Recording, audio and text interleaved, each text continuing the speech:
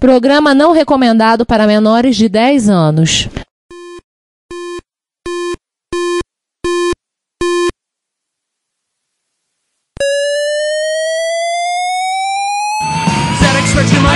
Dragon Vic and R1, Commodore 64, Amsterdam Dynacon Electron, cheaper BBC Micro.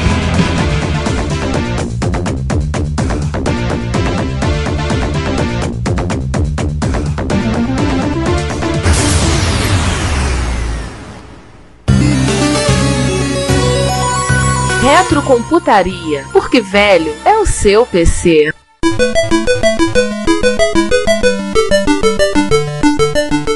Vamos voltar no put do lançamento. Essa data é curiosa. Sim. Por quê? Em 3 de agosto de 77, as Forças Armadas da Liberação... Mas antes disso, né, César? Os executivos da TED escolheram Nova York, pô. Nova York é bem mais legal pra anunciar que a gente tá entrando no mercado de computador do que falar aqui em Fort Worth. E no dia seguinte, os jornais vai estar bombando no jornal, né? Os acionistas, os investidores de Wall Street vão ler, olha, a TED tá entrando no mercado de computador, não sei o que lá, sei o que lá. Aquele negócio de visar a propaganda em si, né? Só os jornais vão estar falando disso, porém, né? No mesmo dia, 3 de agosto de 77, as Forças Armadas da Liberação Nacional Porto-Riquenha explodiram 2 bombas em Nova York. Deixaram um morto e 8 feridos. E óbvio, os jornais falavam disso. Só falavam disso. Porque é o seguinte, não eram só 2 bombas. Os caras não iam falar assim, ó, tem mais bomba em outros prédios. Então saíram evacuando o escritório, evacuaram Empire State, evacuaram o World Trade Center. Na época tinha o World Trade Center. Saíram fazendo a evacuação dos edifícios, um monte de 300 mil pessoas nas ruas. Imagine o caos da cidade. E ninguém falou de computador. Óbvio. Porém, né, César? Eles foram apresentar na Personal Computer Fair em 5 de agosto de 77 em Boston, sem muita fanfarra. Mas ele foi exposto e as pessoas simplesmente se amontoavam para ver aquele computador que a Radio Shack estava vendendo por 400 ou 600 dólares. Computador completo, não era um kit, e não era nem uma promessa, era um produto pronto. Muita gente viu aquilo, muita gente ficou surpreendida, que não sei o que lá, rendeu inclusive uma matéria da Associated Press, falando sobre empresas lançando microcomputadores, você pode fazer isso, aquilo.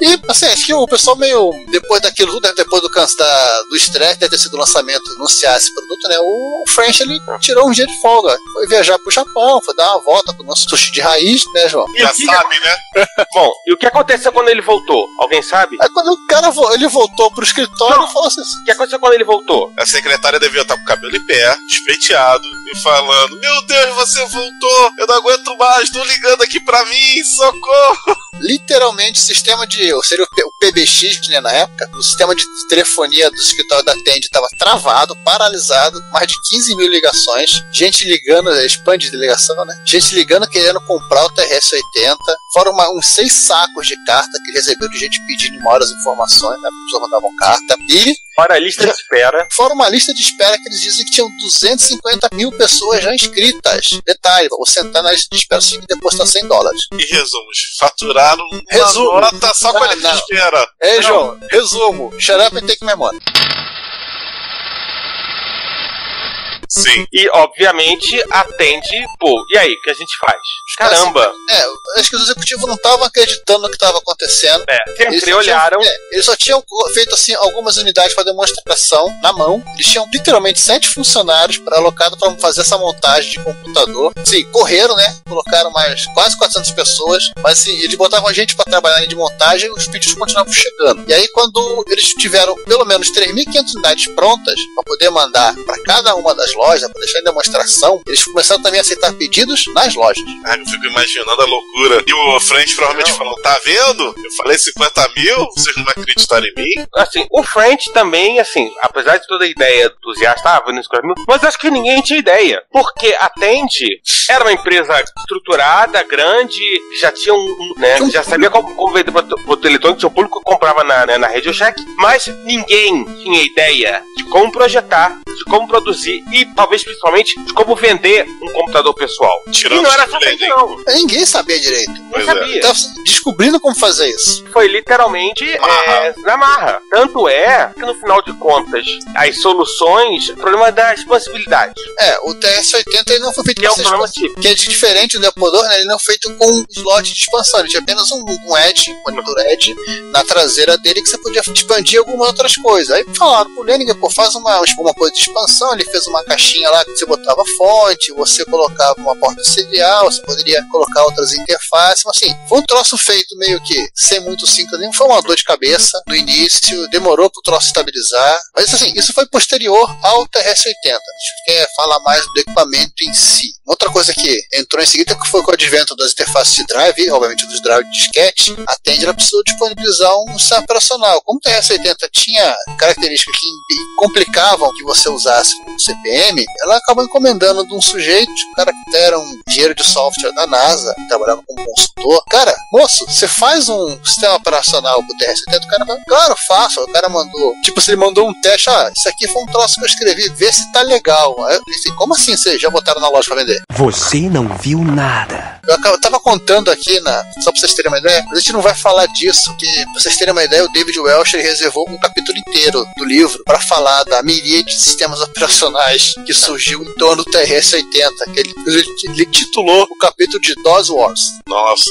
Isso gerou uma situação de que você tinha que ter pelo menos 2 ou 3 DOS por perto pra rodar as aplicações que você precisava rodar. Só pra você ter E uma não ideia, é só isso. César, desconsiderando o CPM, novos sistemas operacionais. Com o CPM Mas não é 10. só isso. Lembra que eles trocaram o Level 1 Basic pelo Level 2 Basic, ou seja, Tiny Basic, que o Leninger adaptou pelo Microsoft Basic, hoje comparado da Microsoft? Então, essa alteração introduziu um problema que é notório, muito conhecido aí dos usuários do TRS-80, que é o bouncing das teclas. Acho que o Juan comenta no Upgrade Time sobre esse fato. Se vocês querem voltar e assistir o episódio e poupar-nos de explicar de novo para vocês, que é brincadeira, que é a sensibilidade do circuito eletrônico entender que uma tecla foi pressionada e foi liberada. Dependendo de como você faz o pooling disso, e no caso, dependendo de como o computador estava configurado para fazer esse tipo de pooling, você apertava uma tecla e aparecia um 4, 3, 2, 7, ou até você esbarrava no computador e conseguia fazer o fechamento do circuito, apareceu uma tecla do nada. Mas havia truques que você adaptava nas variáveis de ambiente Basic para minimizar esse tipo de problema. Assim, para dizer que nem tudo foi ruim, das coisas que surgiram logo em seguida ao TRS-80, e por conta do TRS-80, da Tandy na Radio Shack, tem uma coisa que eles acertaram. Foi uma indicação do Pop French, foi um ex-professor dele, o Dr. David Lean, que foi contratado para escrever o manual do usuário pro Basic Level 1. Infelizmente, o Rush ele achou que ele estava cobrando muito caro para fazer do Level 2 e chamou um outro sujeito. Então, nós vamos ser legais, vamos deixar aqui para vocês o link do PDF, do mesmo manual disponibilizado na internet a chave, para vocês verem a qualidade do material. Aliás, tá folhando aqui, é um material muito interessante.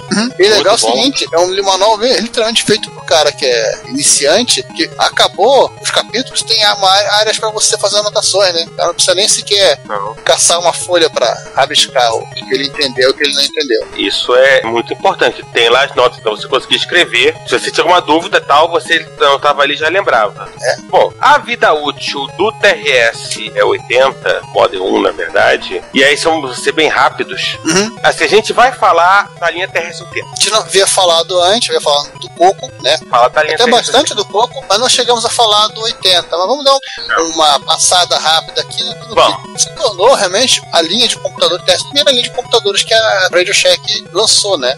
Antes vocês tinham falado do manual, tô dando uma olhada no manual. Curiosidade, tem um personagem animado, me lembra os manuais da Aleph, com aquele professorzinho, o computador animado, e achei interessante que o manual ele é formato, ele parece feito deitado, né? E uma borda grande com anotações.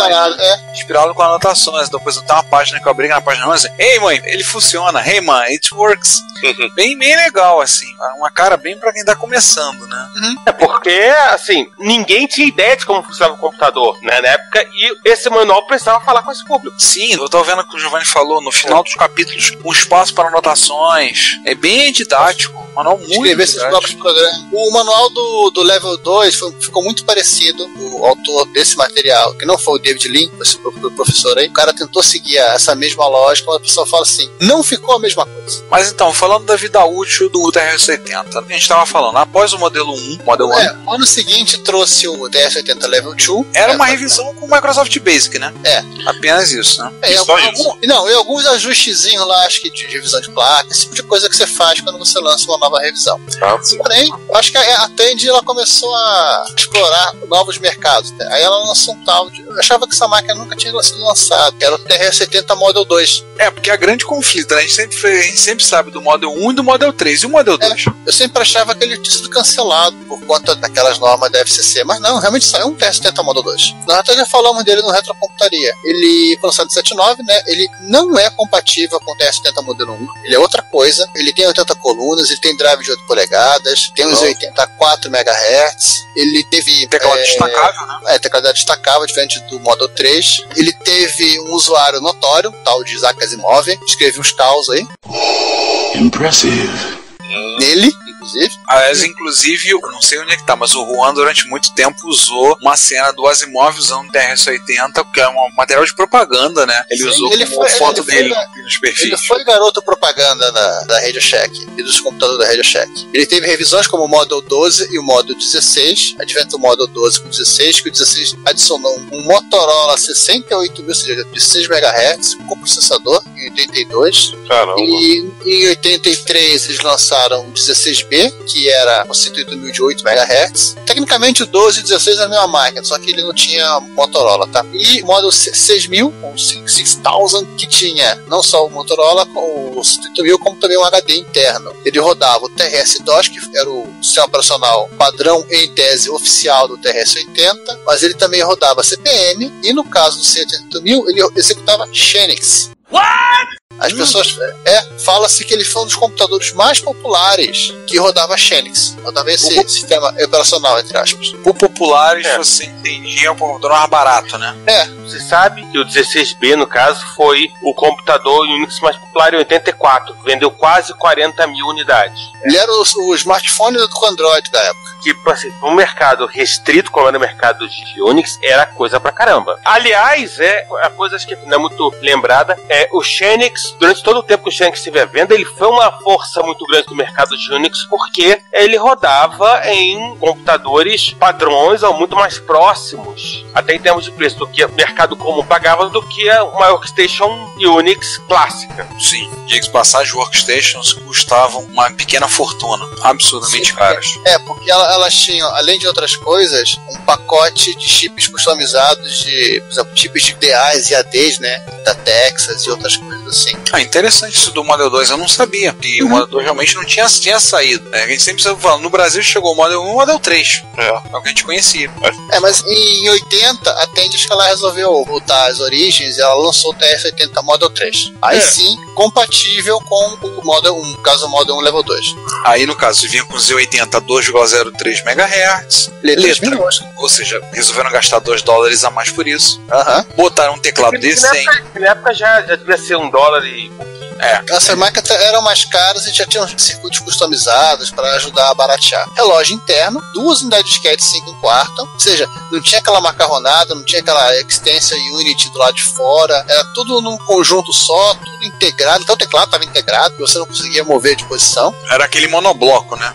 É aquilo que a gente conhece no Brasil como cara de CP500.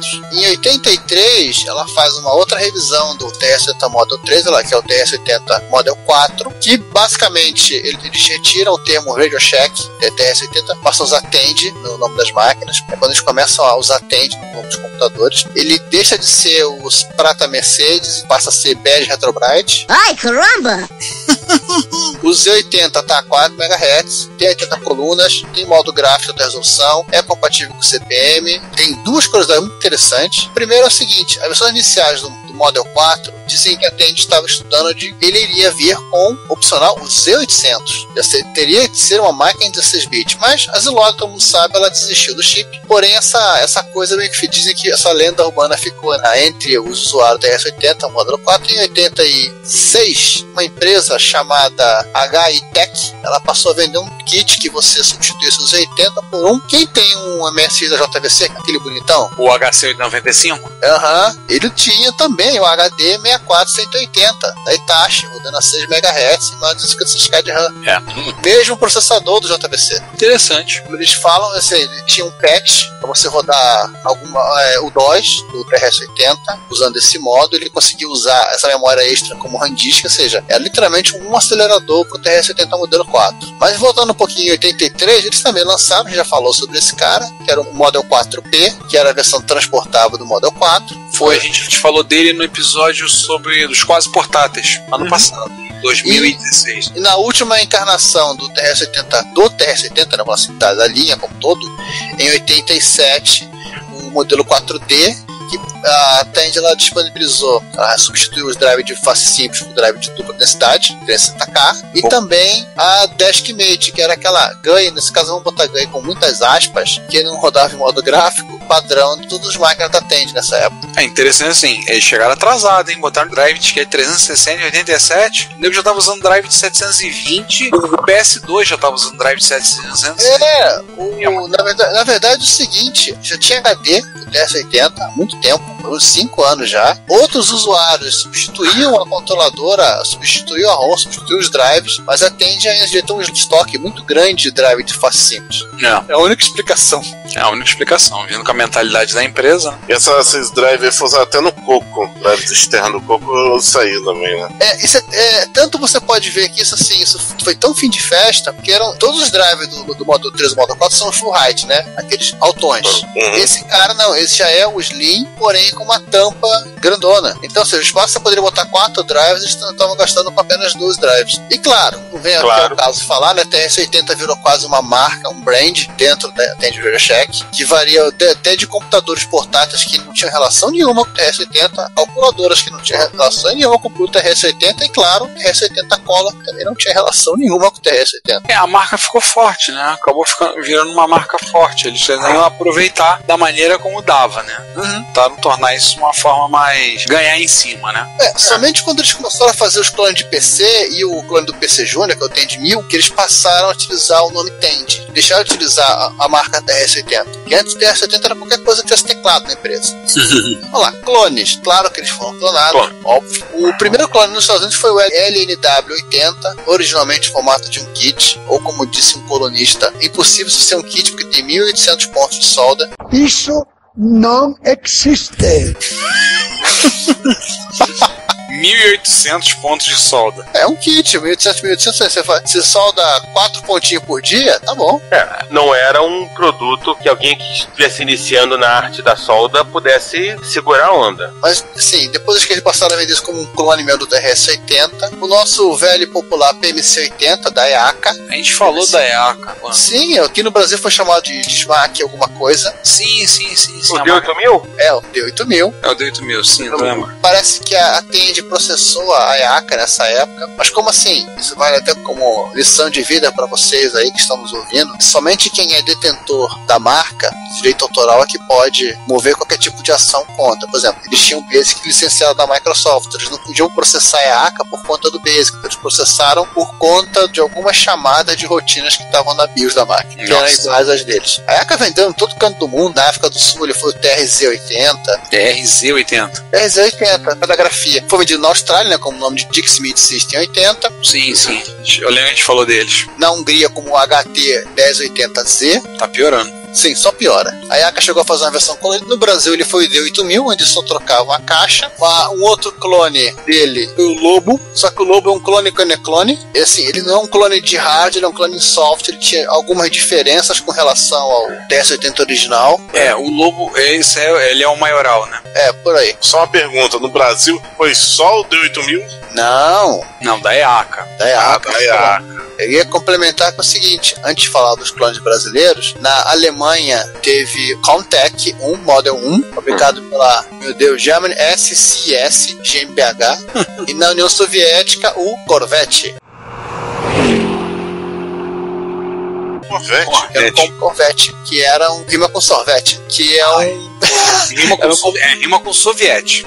Também. Que era um computador para usar em escola. Que, aliás, se você for no tópico da Wikipedia, você vai ver que o termo Corvette tem uma sigla lá que ele está sendo utilizado, que isso tem em russo, tá? Que é a palavra que está escrita nos MSI da Yamaha que foram vendidos para lá. Olha, agora você cita em japonês, eu vou citar uma coisa que quase ninguém sabe. Eu não sei se essa matéria tá certa, depois eu vou até no futuro, quando a gente for entrar, isso eu vou entrar. Eu li uma reportagem que fala de uma das primeiras linhas de computador do Japão, que é o PC 8000, que deu origem ao PC 88, e que eles falam que a primeira designação da NEC foi tentar fazer um clone do TRS-80. Bem capaz. Só que eles acabaram seguindo o caminho do Color Max. Então, vamos dizer... Lobo Max. Não, agora esse Lobo Max, João, esse aí é o maioral. Mas o lobo não é colorido. Sim, mas é o lobo, né? É o maioral, né? É o lobo. Precisa saber se ele gosta de golfinhos.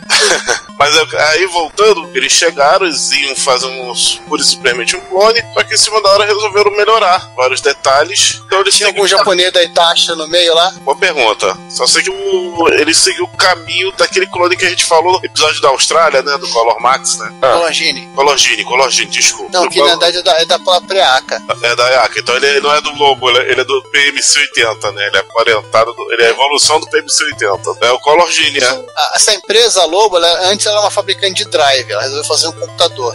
No caso do Lobo Max 80, que é o maioral, ele usava uns 80B a 5 MHz, ele tinha já suporte a discos DD, suporte HD, saída de vídeo bonitinho no jack, tela de coluna. O teclado, no estilo TRS-80, ele tinha teclas Control, tinha Escape, tinha 4 teclas de função, 2 seriais, já tinha RTC, ou seja, era uma máquina com suporte CPM, uma série de coisas extras. Você tinha perguntado, você deve ter achado já. Só uma coisa, Giovanni, é o que dizia a propaganda do próprio do Lobo, né? O computador que a Tandy deveria ter feito pelo preço que a Tandy deveria cobrar.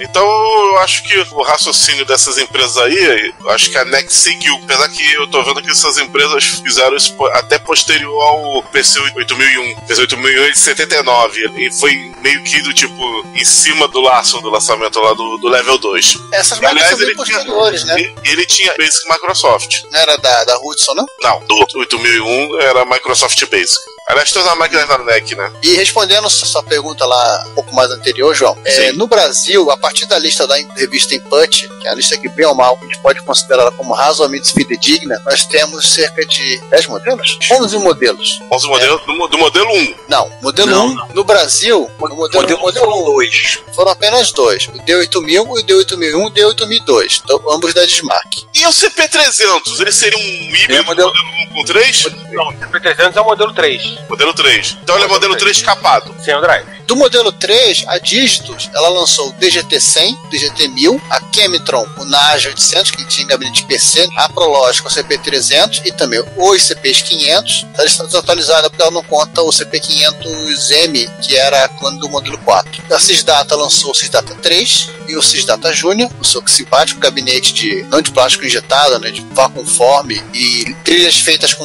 caneta Bic. Bite my shiny metal ass. Nossa. Cara, não tem linha reta na placa de segurança. Fantástico. A Multics lançou o MX compacto, essa eu não conhecia. E também, voltando a Sysdata, o Sysdata 4. Que esses últimos dois, modelo 4. Tá? A Prologic, ela chegou a lançar o P500, que era o gabinete grandão. Depois ela lançou um CP500 compacto, acho que ele chamava de M80, que tinha uns 80 mais rápido e já a placa de CPM. Mas olha só, existia dois CP500 pequenos, o Compact e o M80. São máquinas diferentes. Compact era branco. Era branco. Eu acho o M80 eu acho que já era grafite. O CP500 que eu tenho aqui em casa, ele é o modelo grande e ele é grafite. É porque tem dois modelos grafite. O M80 é o grafite escuro. Tem um que ele é o gabinete do primeiro CP500 com grafite claro. O primeiro é bege, o segundo é grafite claro, dos dois modelos normais. Aí veio o Compact branco e E o M80 que é um grafite escuro. Ó, de acordo com a Wikipedia, teve o CP500 de 82, o CP500 M80 de 85 com suporte CPM, o CP500 M80C, que era branco. Ah, então ele é M80 Compact. M80C era branco, tinha suporte CPM Drive DD, e mudaram a posição dos drives. Ele era dupla face? Acho que sim. E para terminar, o CP500 Turbo, que rodava 4 MHz. E qual era a cor do gabinete dele? Não fala. Eu acho que já era tudo claro. Tudo claro. Eles foram migrando para uma bege Retro Bright. Exceção do M80, que era o mais escuro deles, que eu me lembro. Que é aquele que tem 3 placas. Mas isso por enquanto não é um episódio sobre o CP500. Pois é, e nem dos clones dele. Para encerrar um pouco a história do TS-80 modelo 1, o foco. Ele foi descontinuado oficialmente no dia 1º de janeiro de 81, que foi quando oficialmente entrou em... A nova regulamentação da FCC a para... famosa nova regulamentação sobre emissões de radiofrequência, né? De radiofrequência. Mas tem aqui um comentário do Leniger a respeito, que ele fala que o problema de emissão de RF TS-80 era causado pela Texas Instruments tentando acabar com a concorrência de computadores. Oh, yeah. Quem começou com essa história foi a Texas, falou: nós temos vários pesquisadores aqui, podemos provar que computadores podem dar interferência em equipamento. Eles começaram com essa história. Lobby, a gente já falou isso, inclusive, no... Agora esqueci o episódio. Assim, Friday Night? Não, no Friday Night, foi no Friday Night. Não. Eu acho que foi no episódio que a gente falou de 99. Enfim, eu lembro que a gente falou mesmo. Foi o episódio que nós falamos que a TI, ela coincidentemente, o presidente do equivalente à Câmara dos Deputados norte-americanos também era do mesmo distrito eleitoral da Texas. Entendemos. Mas eu acho que o modelo 1, quando ele foi descontinuado, não fazia nenhum impacto a Tandy, né? Porque já estava outros modelos no mercado, inclusive o 3. Logo em seguida já saiu o 3. Oficialmente, meio que oficialmente, né? Disse que foram vendidas 100 mil unidades do modelo 1, Level 1 e Level 2 Basic, que é uma quantidade razoável para primeiro modelo de computador de geração, de primeira vez que alguém está fazendo um computador. E pra época, década de 70. 100 mil na época é coisa pra caramba. Tecnicamente, 100 mil unidades entre... Vamos 3 anos. Vamos considerar que eles só conseguiram vender efetivamente as unidades a partir de 78. Foram 2 anos de fabricação. Só 2 anos. Foi bastante coisa, era na época. O TS-80, né, foi o equipamento que pavimentou e finalizou aquela mudança radical da Tandy, de vendedora de couro para sapato para computadores no mercado de eletrônica de consumo. Foi, entre aspas, um ensaio do que veio depois. Posteriormente, a Tandy, a Radio Shack, ela veio a lançar o TS-80 Color, os seus clones de IBM PC, que era o Tandy 2000, de IBM PC Junior, onde ela teve muito mais sucesso que a IBM, que são os Tandy 1000. É o Tandy 1000, né? E, óbvio, foi uma máquina que fez bastante sucesso no Brasil, principalmente no mercado corporativo. Sim. Entre aspas, né? CP500. Estudantil também, muita escola usava o CP500. Aliás, é o modelo que quase podemos considerar que é o modelo de referência quando a gente fala de TR-80 no Brasil. Assim, eu mesmo, a primeira vez que eu mexi no computador tal, tive um curso de Basic, foi no TRS-80. Foi no Basic do TRS-80, foi no Level 3. Então é uma coisa mais ou menos comum. Assim, realmente imagino que era muito comum. Até porque o CP500 era um micro que o custo de manutenção dele, né, por ser tudo em um e portanto não precisar, você precisa ficar amarrando tudo para evitar das crianças levarem para casa um teclado, etc e tal. Você precisaria de muitas crianças para levar um CP500 para casa. E todo mundo ia ver uma criança com CP500 duplicado dobro o tamanho dela. Fico imaginando tentando enfiar um CP500 na mochila. César, por um acaso o meu primeiro curso de Basic também foi com o CP500. E tem uma história curiosa, é que as crianças não levavam o CP500, mas vandalizavam ele em detalhe. A porta dos drives, volta e meia o pessoal quebrava. Só que o drive continuava funcionando e os professores faziam um jeitinho brasileiro muito legal. Colocava cotoco de lápis para travar o disquete. Meu curso de Basic foi no Apple II mesmo, então... Tive uma pequena aulinha de compatibilidade, que alguns anos depois eu lia disquetes que foram gravados no TRS-80 no MSX. Ele conseguia ler, não sei qual dos milhares de DOS que foi gravado lá no TRS-80 do CP500. Qual dos 10 sistemas operacionais? Não sei qual dos 10 que foi, só sei que do que ele foi gravado o MSX lia. A metade do tamanho do disquete. E o disquete já era de dupla face quando eu gravei no CP500. Ou seja, eu não aproveitava a metade do disquete. E hoje? No ano de 2000, a a empresa mudou de nome de Tandy para Radio Shack Corporation, e aí a gente deixa pro César explicar e contar a história, o fim agonizante e tenebroso dessa empresa. Triste história, né? Conta um pouco a história aí, César, vai. Basicamente, a Radio Shack hoje, ela se tornou um zumbi.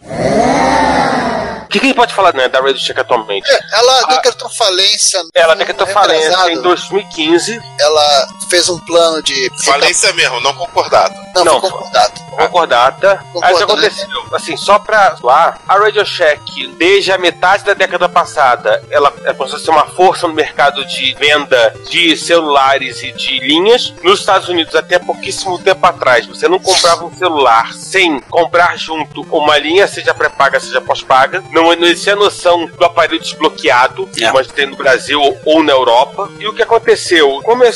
Financeiramente, já começou a ter problemas financeiros, porque a queda no mercado de componentes eletrônicos não compensava o aumento no mercado de celulares, até que chegou uma hora. Faltou uma informação antes de falar da falência. Eles venderam pra, esqueci o nome da empresa agora, a divisão de computadores no começo da década de 90. Parece que em 94.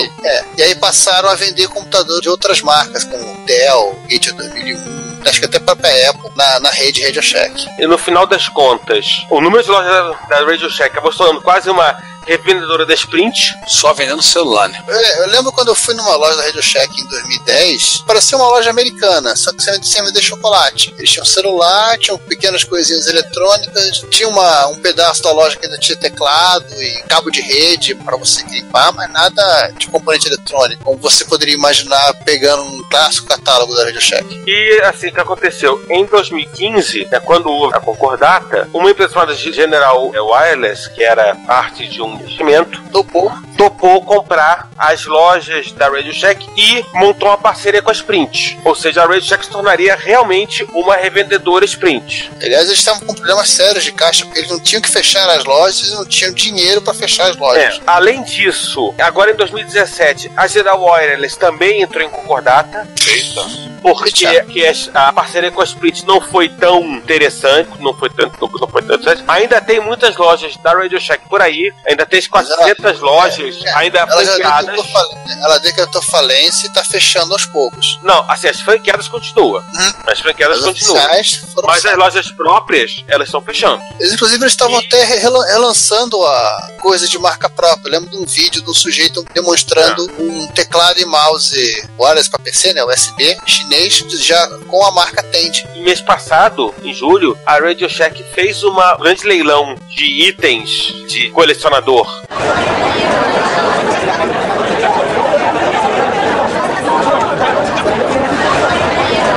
Literalmente, vamos no Mercado Livre.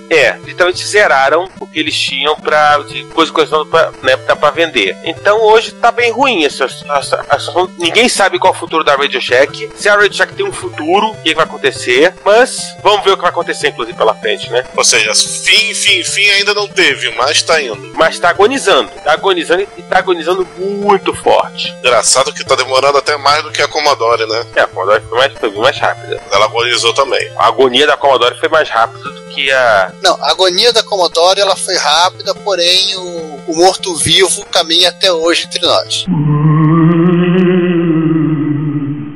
Verdade. Enfim, e os personagens dessa história? O que fez da vida Dumfries? Falamos de um deles, né? O próprio Charles Tandy chegou e falou pra ele, cara, você vai ser promovido para vice-presidente, que não sei aquilo. Porém, o Charles Tandy faleceu no ataque cardíaco durante a noite, em novembro de 78. Que azar. Antes de cumprir a promessa dele, o povo da board de diretores não topou ter ele como vice-presidente. Ele acabou sendo da Tandy, #chateado. E, pelo que eu consegui constatar, ele acabou fundando uma empresa onde ele vendia o CPM e o MPM pro TRS-80. Ou seja, ele entrou no DOS Wars. Ele vendia só o CPM. Com relação ao Lening, eu vou pedir desculpas, eu não consegui achar o paradeiro do sujeito. Você não tem nem tem muita referência, muita coisa sobre ele. O máximo que deu pra achar é uma entrevista dele falando detalhes do desenvolvimento para um jornal. Isso é uma reportagem lá de 77. Caramba. Se ele tá vivo ou não. Acho que a esposa falou pra ele que ele não vai brincar de computador. Não, seu pariu! E com isso termina nosso episódio de TR-80. De uma forma meio triste. Falou duas coisas legais, tá? Claro que agora não tá mais disponível, porque acho que o RadioShack.com tá meio que fora do ar, mas eu descobri que você consegue, no próprio site da RadioShack, você tem online os manuais do TEND 1000, TEND 1000A e de outras máquinas antigas. Eu não consegui achar dos TRS-80. Só uma coisa, Giovanni, RadioShack.com tá entrando. Comigo não tá entrando. Aqui tá entrando. Tudo junto entrou e tem um monte de coisa que eles estão fazendo queima de estoque, estão vendendo um monte de coisa. Então, pacote com 36 pilhas palito por $10. Fone de ouvido estéreo, $48. Aí tem aqui o leilão online memorabilia e tem TRS-80 Model 3 na imagem. Aí vai até... Foi até 10 de julho. Será que o Juan conseguiu comprar alguma coisa? Saberemos em breve. Muito breve. Assim, eu cliquei no link e o link ficou só girando aqui e nada aconteceu. Eu subentendi que tava fora do ar. Então, não, assim, dá uma olhada, não há nada falando de suporte. Suporte contra o RadioShack vai estar fora do ar. Infelizmente, eles estavam vendendo aqui um Australian Branch do TR-80 e um TR-70 modelo 3. Cara, e fechou, os leilões fecharam muito caro. Os itens fecharam muito caro.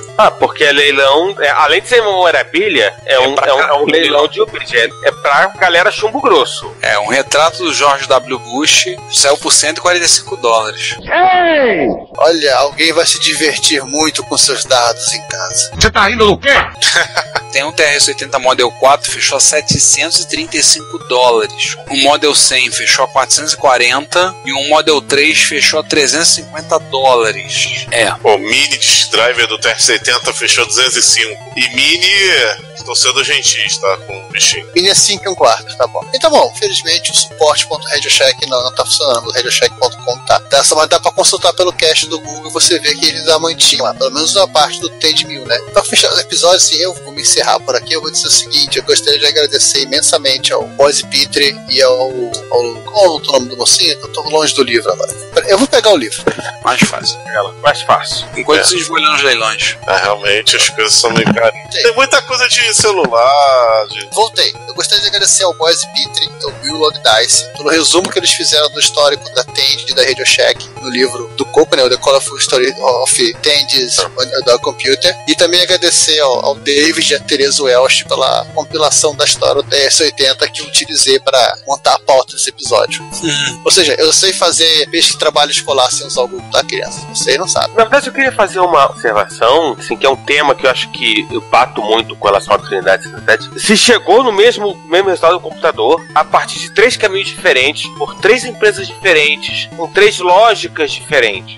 Até mesmo a propaganda, né? A propaganda era diferente. No Commodore PET, que a gente vai fazer, vocês vão entender, a maneira que a Commodore chegou lá é diferente da maneira que a TEND chegou lá e é diferente da maneira que a Apple chegou lá. Mas as 3 chegaram no mesmo resultado, ou seja, um computador pronto, em que o cara comprava na loja e levava pra casa e ligava e funcionava. Ele não precisava soldar nada. E isso é que faz a Trinidade 77 ser tão importante. Porque essas 3 empresas, de maneiras diferentes, chegaram no público que não era o público que tinha intimidade com ferro de solda, que era um público, ou no caso da Apple, era um público mais entusiasta, mais interessado em expansão, ou no caso era um pessoal que estava menos interessado em trabalhar, em mexer no ferro de solda, em fazer uma placa, e muito mais interessado em explorar aquilo que ele poderia fazer com o sol. E no caso do TRS-80, pela capilaridade que tinha à época, ela chegou muito mais próximo do público normal, e não apenas o público entusiasta, ou eventualmente muito mais próximo do público normal, que chegaram os outros 2, tanto o Apple II como o Commodore PET. O Commodore PET, vocês vão ver, é outra lógica, até porque tomou um caminho diferente o PET depois, mas no final de contas é isso. Eu acho que um dos grandes méritos do TRS-80 foi ter, graças à capacidade da TEND, ter chegado num público, em alguns casos até muito leigo, que não era o público que ia nas reuniões do Computer Club ali da sua cidade. Era o cara que queria fazer alguma coisa, chegava chegava lá, queria informatizar alguma coisa, ele conseguia isso de uma maneira ou de outra com o TRS-80 dele. Ele comprava na Radio Shack Analógica, já que já sabia que tinha do lado da casa dele a um preço que ele era mais palatável pra ele do que se ele comprasse no Apple. Só um parênteses, vocês falaram, a gente brincou, falou a questão do leilão da Tendit, falou, será que o Juan pegou uma coisa? Eu tô vendo um e-mail do Juan dizendo assim, a respeito do leilão. Meu instinto de autopreservação só me permitirá pegar qualquer uma coisa dessas quando eu tiver recebido 3 salários no emprego atual. Então, não foi dessa vez. Ele já tem uma penca de máquina TRS-80. Ele já tem uma penca de quase tudo, né? Mas é aquela conversa que a gente teve, tipo, virou um leilão pra galera de chumbo grosso. Sim, Mercado Livre Level Power. Pra Mercado Livre leva o Mercado Líder. É o cara chega lá e fala, ó, lote inteiro, 4 expert com teclado e um hot literalmente, né? Literalmente era o famoso Bring the Big Guns. Todo mundo se portando sob a FG 9000. Era daí pra cima. É verdade. Mas a Big Fock Gun, o tanque que roda isso e deve rodar bem capenga é o Tandy 1000. Então, o Tandy 1000 não roda. Nem ele roda. O Doom 3000, que é o já 386? Doom exigia 386. No mínimo. Pra começo de conversa. Qualquer coisa abaixo do 386 DX40, o Doom ficava uma porcaria. Na prática você rodava Doom. Mas enfim, a gente vai fazer um episódio sobre Doom. Na prática você rodava Doom 4 MB de RAM no mínimo, tá? Também tem essa. Mas esse não é um podcast sobre Doom. Ainda não é um podcast sobre Doom. Ainda, gostei do termo ainda. Tem um episódio que a gente vai fazer pra 2018, 2019, explicitamente Doom. Óbvio, vamos falar de FPS, mas Doom, porque aquela história, assim, eu acho que não é possível entender como ali por 93, 95, o PC praticamente dizimou toda a concorrência sem entender o Windows 3, sem entender Doom. Ou melhor, Windows 95 e Doom. Eu acho que o Doom veio um pouquinho antes. Doom de 93. Doom de 93. Não, mas você não consegue entender como a concorrência foi dizimada sem o Doom e sem o Windows 95. Consolidando um gênero de jogo que tá até hoje aí. Tem um mini documentário no YouTube, isso tá disponível em algum lugar do Retrocomputaria, você procura lá, e alega que fala, né, explicitamente que o Doom foi o computador que matou o Amiga. O jogo que matou a Amiga, né? O jogo. Isso, obrigado. Se bem que a gente falou recentemente do Gloom, né? Que era um clone para uma amiga do Amiga. E o código-fonte, inclusive, foi liberado recentemente. Mas esse não é um podcast ainda sobre Doom, não é um podcast ainda sobre FPS, nem sobre John Romero, nem John Carmack. E aliás, vamos fazer a lição certa de casa, a gente tem que falar sobre o Doom e também sobre o Wolfenstein. Não, a gente vai falar de Wolf e de Doom. Quando fizer esse episódio, vai ser um episódio que a gente vai ter que contar a história do FPS. Enfim, vamos terminar? Então, pessoal, muito obrigado por vocês terem ouvido esse episódio. Cumprimos a nossa meta da segunda máquina da trilogia de 77, falta uma. 66,6666% dos metros. Pois é, 66,67% que a gente arredonda a dízima periódica. Então, nós agradecemos, muito obrigado por vocês terem ouvido, espero que vocês tenham gostado. Espero que vocês tenham gostado da trilha sonora que vocês ouviram. Não é nada de TRS-80, que senão eu ia ter que ficar com um chiado de ou plique-ploque, ou então a gente ia ter que botar repetidamente uma apresentação do Marcel Marceau cantando alguma coisa. Sim. Isso não ia dar muito certo. Então a gente pegou o que tinha mais próximo, pegamos as músicas então o ruído branco, né? Ou então o ruído branco, né? Então a gente resolveu fazer o seguinte: a trilha sonora que vocês ouviram era a coisa mais próxima que tinha no TRS-80 que tocava bem música, então o Tandy 1000. É tudo coisa do Tandy 1000, tá? Esperando que vocês tenham gostado também da trilha sonora. Bom, então é isso, né? Bom dia, boa tarde, boa noite. Próximo episódio, sei lá como falo no próximo episódio, o gerador de pautas. Aliás, que novidade, Giovanni? O gerador automático de pauta tá rodando no TRS-80 modelo 2. Eu só tô apagando uns textos aqui sobre o negócio de fundação que o antigo dono largou no HD, mas assim que acabar de liberar espaço, eu rodo ele. Bom, até aquele negócio chamado episódio 7 e 8. Então tal de eu robô aqui que eu vou apagar também. Deve ser bot. Apaga, cara, apaga isso tudo. Por que o anterior ele deixou aí? Que ele morreu só por causa disso. E tinha umas cartinhas pra um cara que usava um K-Pro, não sei porquê. Essas cartinhas perderam a validade no ano de 2001, né? Foi. Apesar que eles estavam falando aqui que era prorrogado pra 2010. E depois pra 2001, coisa de maluco. Apaga tudo. O cara era louco. Bom, então é isso. E a gente encerra, né? Então, galera, eu vou me despedindo. E é isso aí, gente. Agora eu tenho que ir para o banheiro antes que ele seja atacado por alienígenas, porque vão roubar meu papel higiênico.